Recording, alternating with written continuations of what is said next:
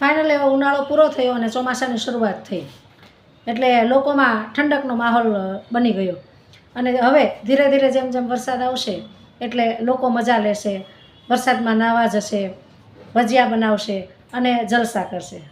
ત્યાર પછી થોડોક સમય થશે અને અતિશય વરસાદની શરૂઆત થઈ જશે. એક ધારો વરસાદ આવશે એટલે આ વરસાદથી લોકો કંટાળી જશે અને વિચારવા લાગશે કે આ વરસાદ ક્યારે પૂરો થશે અને શિયાળો ક્યારે શરૂ થાય. આ જ શિયાળામાં પણ છે કે શિયાળો જ્યારે શરૂ થાય ત્યારે ગુલાબી ગુલાબી ઠંડીની મજા લે અને ઘરમાં પકવાન બનાવે. અને જ્યારે વધારે ઠંડી પડવા માંડે, અતિશય ઠંડી પડે એટલે લોકો રાહ જોવે કે હવે ઉનાળાની ક્યારે શરૂઆત થશે ને થોડોક તડકો આવે. આ રીતે ઋતુચક્રો તો ચાલ્યા જ કરે.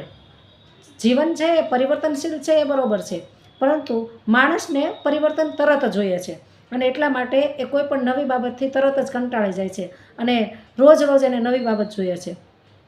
તો મિત્રો, ત્રણેય ઋતુ છે એ ત્રણેય ઋતુ ભગવાને આપણા માટે જ બનાવી છે, આપણા શરીર માટે બનાવી છે. તો ત્રણેય ઋતુમાં આપણે મજા લેવી જોઈએ.